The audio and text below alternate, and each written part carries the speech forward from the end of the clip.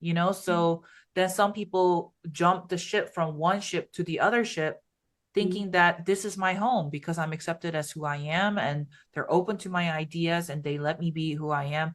But you're still jumping from one ship to the other, Yeah. you know? So this idea of individual security of who you are and this sense of permitting yourself that even if you're not accepted by either parties, like it doesn't change anything about who you are. Yeah, and I love that because then you become aware that you're like, I Mhm. don't need you. I don't need Yeah. you to like help me grow in the sense of like your identity should just not be in those like earthly matters.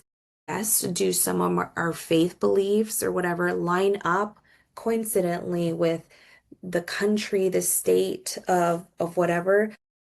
Yes, but also we forget that like nobody else can be like Jesus. Nobody else. So Mm-hmm. that's like the number one flaw we have as a society. Like we want to back up whoever is closest to Jesus, like and claim them as like no, they're right in everything, right? And so Mm-hmm.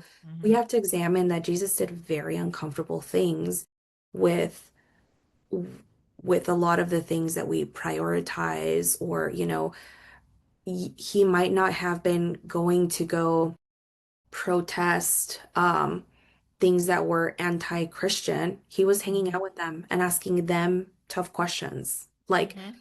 in a debate, right? Like that's Mm-hmm. what you Mm-hmm. do. Mm-hmm. Not shooting anyone he didn't like. I mean, someone Yeah. did that to him, but Mm-hmm. he he went and I remember some a very very like conservative Christian church. I grew up with in El Paso. There was a couple, they were in the military and they moved out to California because that's where they were doing like their 3 years rotation. Mm-hmm. And when they came back to El Paso, everyone's like, "Oh, we missed you, blah blah. Would you ever go back to California?" And they were like, "No, it was very Satan-like, or I don't know what Mm-hmm. words they used." Mm-hmm. But then for some reason, that quickly triggered a thought of like, Jesus would probably go to those places all the time, hang Mm-hmm. out, live, and not feel flustered, not be Mm-hmm. bothered, because like Mm-hmm. he wasn't scared of who he was. And Mm-hmm. so like us, we get cliquey. We get Mm-hmm. scared of different thinking. We get scared if anyone steps outside of our ideological circle. So Mm-hmm. we become states of red or blue, right? Like we become, Mm-hmm. if everything was balanced and beautiful, nobody would have a red or blue state. It would just be like purple or whatever red and blue make. It would just Yeah, yeah, be yeah, yeah. like a mix.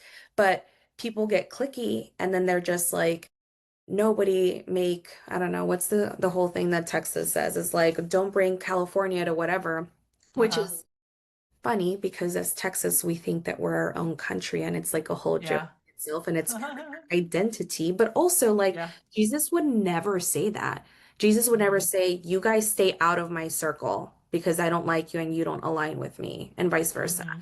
Everything goes back to Jesus. And so we need to just see, we need to humble ourselves because I've been on both sides. I've been on the actually not on both sides. I've been on the extremist side of Christianity.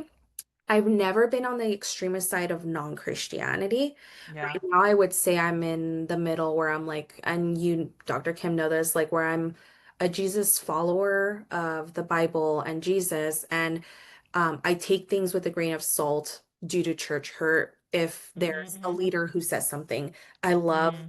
I love a lot of pastors and what they say, and there are just some things that don't necessarily resonate with me, but they may not be wrong in what they're saying. They just don't Right. resonate, right? And so you have to be aware of like, who am I at the end of the day? Oh, okay. I'm this person in Jesus, not this person. Yeah.